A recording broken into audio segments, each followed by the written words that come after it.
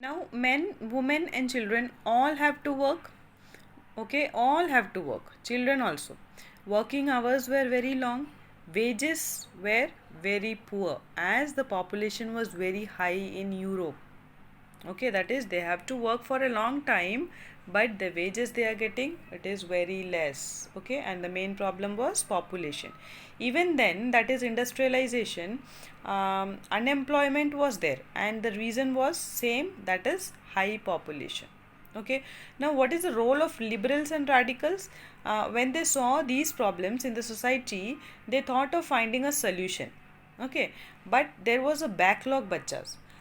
And it was that most of the industries were owned by property owners individually. Okay, in fact, many liberals and radicals, they themselves were the property owners. This was the backlog, that how would we make individual to think about the society. But overall, if you see, the ideas of these people were very adorable, I think, because at least they talk about the well-being of the society, isn't it? All the workers used to rally about them for this. Okay, they also believe that there is no problem in private property. The only problem was privileges of old aristocracy. Okay, when the rich people of the society, when they dominate the property of the society and the society, okay, they firmly believe in the value of individual efforts and labors. These were their role. And the role of nationalist was that slowly the liberals and radicals become nationalists. That is, nothing was absolute. Liberals and radicals just want a solution, and they thought that solution to be in the nation. So they become nationalist, Deshbhakt. Okay, now they were opposing the government which is going on in the Europe, and they don't want monarchy. In fact, now the people of France, Italy, Germany, and Russia, everywhere they were wanting to have a nation state. So a person, Giuseppe Mazzini, okay, one such revolutionist, one such nationalist, he was from Italy and he was very famous. Okay, so Mazzini was very famous. His ideas spread in the Europe, and slowly more Mazzinis came up, more nationalists came up. Okay, and the next was that the coming of socialism to Europe. Now in mid 19th century, what to say, all the people who actually wanted to do something for the society, they cracked the problem, and these people became the socialist. So, socialism means in Italy is a solution to the problems of the society. And a socialist is a person who believes that all the problems of the society are due to the private property. They believe that if private property is there, then there would be private profit, and private profit will only lead to the welfare of one person. But we want the welfare of the whole society, entire society, isn't it, bachas? So obviously we have given a problem, they will also give the solution. Okay, if we had given a problem, or if there is a problem, there will be a solution also. So socialist gave a solution in cooperative society. Okay, so the name cooperative, that is cooperation.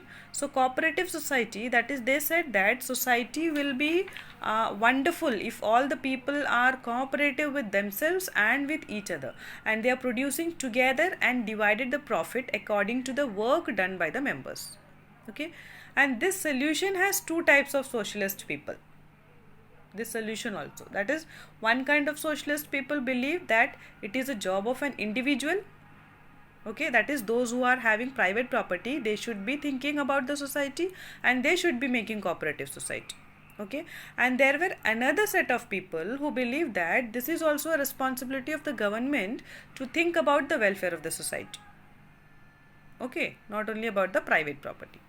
So in first category, example given is Robert Owen. He thought that as he is rich, he has money, it is his responsibility to make a cooperative society, and he did that also. Okay, New Harmony Cooperative Society in Indiana, USA. And on the other side, the example was Louis Blanc. That is the set of people who believed that it is the responsibility of the government.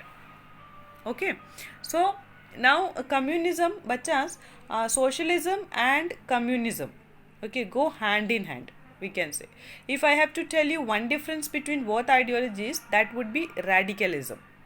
Communism is more radicalism and socialism is less radicalism. Apart from that, both the ideologies are very similar. So communism, so socialism, that is communism से socialism आया. Communism was given by Karl Marx and also Friedrich Engels. Friedrich Engels. For these people also, the problem of society was rich people. They used to believe that the society is a capitalist society. Okay, now break the word capitalist. Capital, so capital means money. They believe that society wants money and money is owned by only few people, right? So the problem was that society work on money, land, and all these materials are owned by rich people. And the thing is that they are having everything, that is money, power, but in spite of this, they don't let the welfare of the underprivileged section of the society to happen. Okay, so communists believe that due to capitalist, workers का भला नहीं हो रहा. Okay, so the solution they came up with was communist society. That is a society in which the workers would own the land, workers own the ingredients of the production, and they will produce together and they will divide the profit together. Okay, and Karl Marx also said that this is the natural society of the future. Sooner or later the society will become communist, and it was really a beautiful ideology of Karl Marx. Okay bachas, so I hope everybody clear till this. Okay, so rest of the portion I'll give you in the next video. Thank you so much bachas. God bless you all.